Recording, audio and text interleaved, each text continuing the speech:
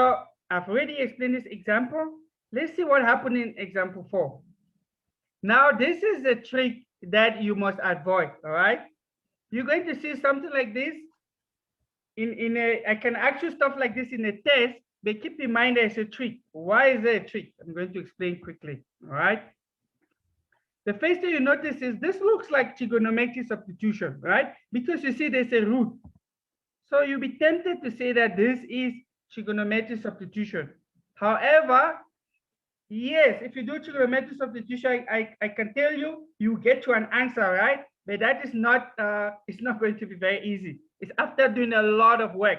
You'll notice that you'll be solving for a page and a half, all right? Just to try and get to an answer. Whereas if you look at the question closely, although there is a root, there is an a squared plus x squared. Notice that if I let u to be x squared plus 4, and I differentiate that, I get 2x. You see, there's an x at the top. It's just basic u substitution. So guys, be careful. U substitution works. I mean, you use trigonometric substitution when u substitution cannot help you. Only if u substitution cannot help you. If u substitution can help you, use u substitution. The reason I'm saying that, because u substitution, you're going to do it in 4 steps. But with trig substitution, you're going to do it for more than 15 or 20 steps, all right? So very important, if it's just 2 marks or 3 marks, don't spend the whole day doing trig substitution. If you can already see there's a u substitution, just use a u substitution, all right?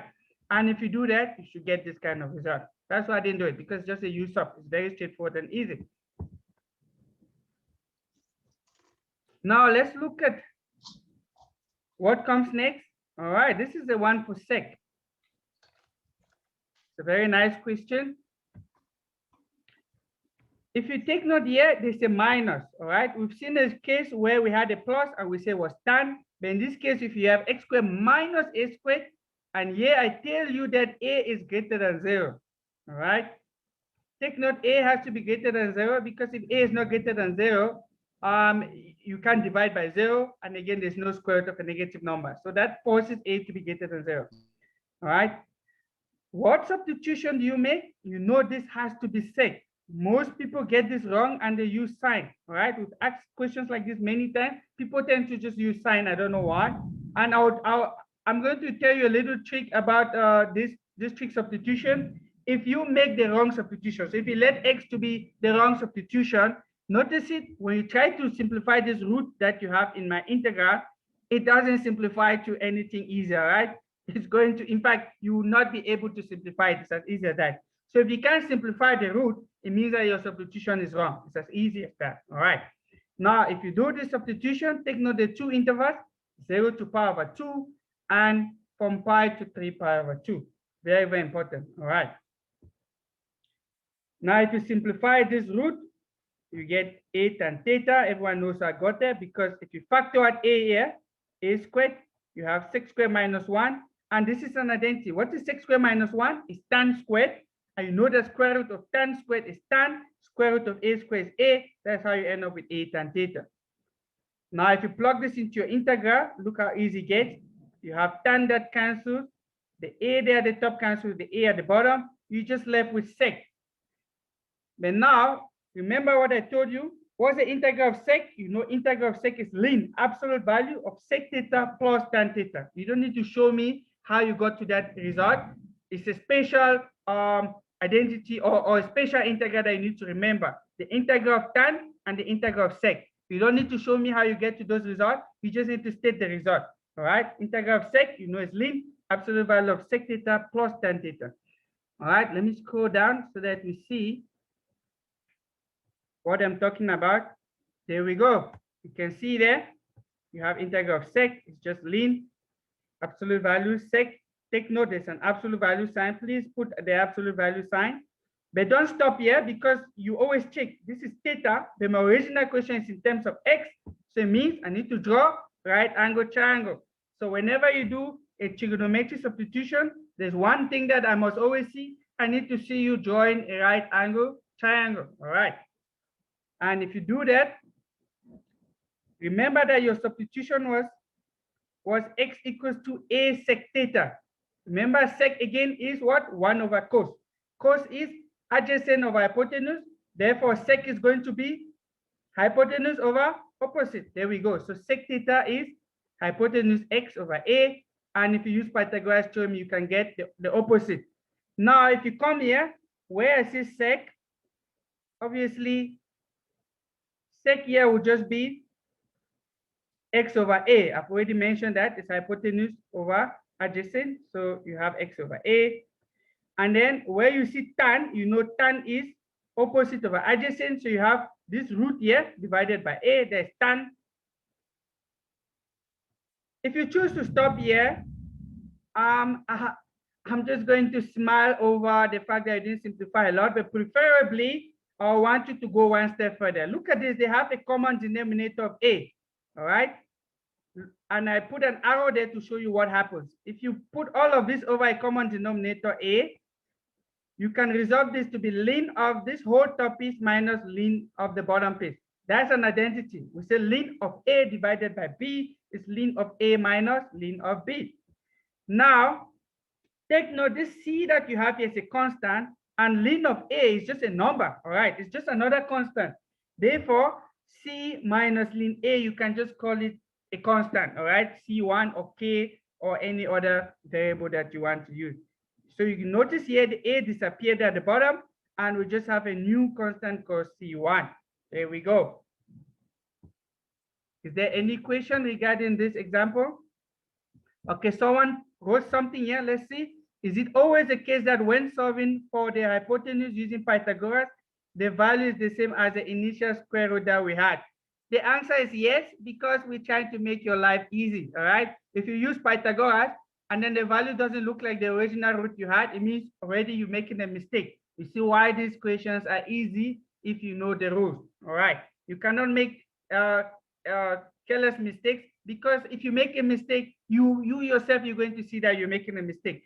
The first thing you're going to see that is going to go wrong is that this root here, it doesn't simplify to some value, all right? Or the root doesn't disappear, you know you've made a mistake in your substitution. And then when you come to your right angle triangle, if this root that you have here doesn't look like the root in the original integral, again, it means you've made a mistake, all right? It's as easy as that.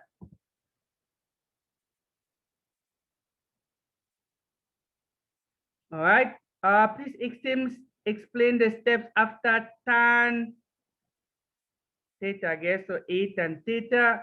I'm not sure what step is that. So I assume you're talking about this one, hopefully. So tan means, if I'm looking at this, remember that this is theta, all right? So here you have theta. Tan is opposite over adjacent, all right? So is this whole root here divided by a, which is how we got this.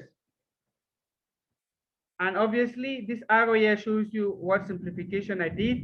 And the fact that ln of a is just a constant, and I added it to the plus c to have a new constant called C1. All right. I hope that answers your question. Now let's move to example 6. All right.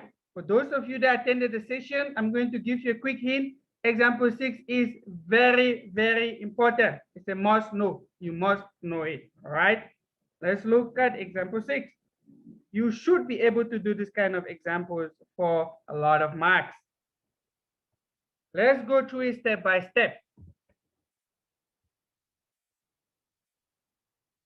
The first thing you observe is this trigonometric substitution? You see, the way I presented the question, it almost looked like there's no root, but in fact, there is a root, all right? I'm going to explain. Look at what I wrote here. A to the power 3 over 2. So a to the power 3 over 2, it means square root. So this 2 at the bottom means square root, all right? Square root of a all cubed. Very important. So if you see powers like 3 over 2, 5 over 2, the fact that there's 2 that the denominator means there is a square root. Hence, trig substitution, because there is a root. Very important. All right. So there are 2 ways of doing this. The first way is what I've done there, where I try to use substitution before applying my trig substitution. How does that work? Remember, instead of x squared plus 9, there's a 4 there. Because this x squared has a coefficient, it means there's some work that has to be done, all right? So 4x squared is the same as 2x or squared, all right? If you let u to be 2x, du is just 2dx. Very important, you need to do change of bound because you're moving from x to u. And if you substitute, take note, now x disappears, you now work in terms of u. Let me scroll down so that we see what's happening.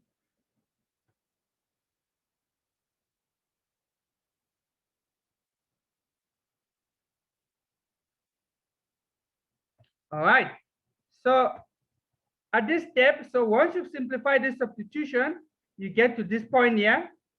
Now you have u squared plus 9, and there's a root there. All right, remember I told you that the power of 3 over 2 means square root all raised to the power 3. All right, so it means that you can see there's a root. It means I can apply trig substitution. And what's the substitution I'm going to use? It's tan, because it's a plus there. All right, it's a plus, you know it's tan. All right, so the only trig substitution where there's a plus involved is tan. That's the easiest way to remember. The other ones, they have negative signs. All right, so it's a tan. What is du? If you differentiate tan, you have 6 squared. Obviously, you need to do change of bounds again. You see, we're doing change of bound for the second time. Why? Because I'm moving from u to theta. All right, I started with x. I did change of bound because I'm going to u. Now from u, I'm going to theta. I need to do change of bounds again. All right. Now this root that you see here, as usual, I like simplifying my root on one side. So if you simplify this root here using your trigonometric substitution, which is u equals to 3 tan theta, you end up with that root there simplified to 3 sec theta. All right. And if you put this in this integral here, so if you put this whole thing in the integral, I'm just going to scroll up a little bit.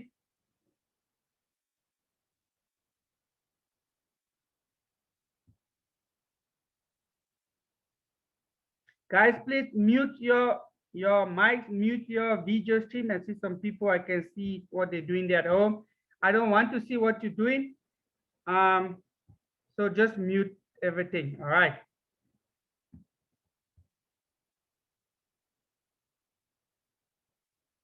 All right, so if we scroll up, look at what happens.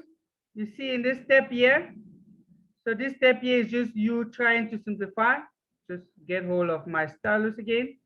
So this step here, you just simplifying your values. Look at it, you have new bounds. So you have new bounds there. If you simplify, you end up with tan and sec. Remember what I told you about tan and sec. Most of you guys will solve it up to this step and then you stop because you feel like you don't know what to do. What did I say must do? Go back to the definition of tan and sec in terms of sine and cos. All right. So tan is sine over cos, sec is 1 over cos. If you do that substitution, you see everything's now simplified. So this step here, things get simplified. You end up with sine cube theta over cos square theta. All right. Now I have sine cube. We go back to what? Trigonometric integral. You see, we're back to trigonometric integral. What does trigonometric integral rule say? If the power of sine is odd, what do? You keep one sine and then you convert the remaining factors of sine using the identity to cos. All right, that's what I did. You keep one sine. I'm left with sine squared. What do I do with sine squared? All right, sine squared as 1 minus cos squared. And what happens next is just a u substitution. You see, that's why everything you've done before, your u substitution, your trigonometric integral, you need those skills going forward, all right? Because you're going to use them.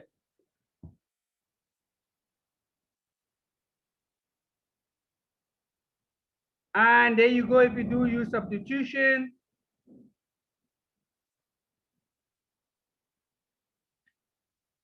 If you do u substitution, now one thing you need to remember is, remember in the start, we already did a u substitution. So it will not be fair for you to come here and say u equals to cos theta, right? Because in the beginning, you already did a u substitution. So just use another variable. We call it t, or you can say v, you can use w, any other variable for your substitution. So t is cos theta, dt is minus sin theta, d theta. Again, I do change of bounds, all right?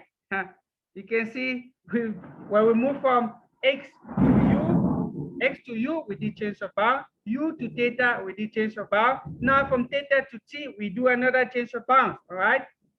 And if you do that, this is what you have to integrate, which is very easy. Just split the denominator and you're good to go. All right. So if you split the denominator, you see it becomes very easy to integrate and apply fundamentals of calculus part 2. Your answer is just 3/32. All right, such a question will worth about 8 marks. Please, if you see stuff like this, don't panic. Take your time, go step by step. The reason why I say this example is very important.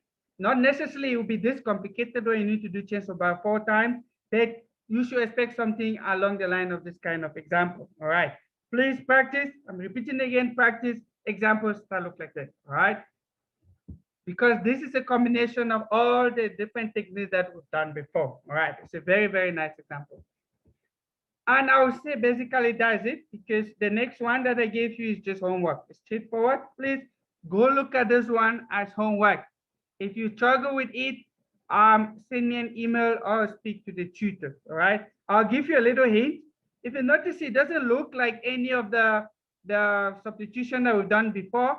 The idea here is you're going to use a method of completing the square. All right, complete the square of everything under the root, and you're going to see an obvious substitution. That's a hint that I've given you. So use a method of completing the square and it's going to work.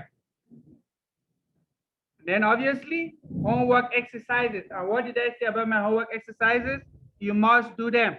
If you don't do them, don't be surprised to see an example that looks like one of those and you have no idea what to do, all right? So make sure you do the homework exercises. Any questions from your side?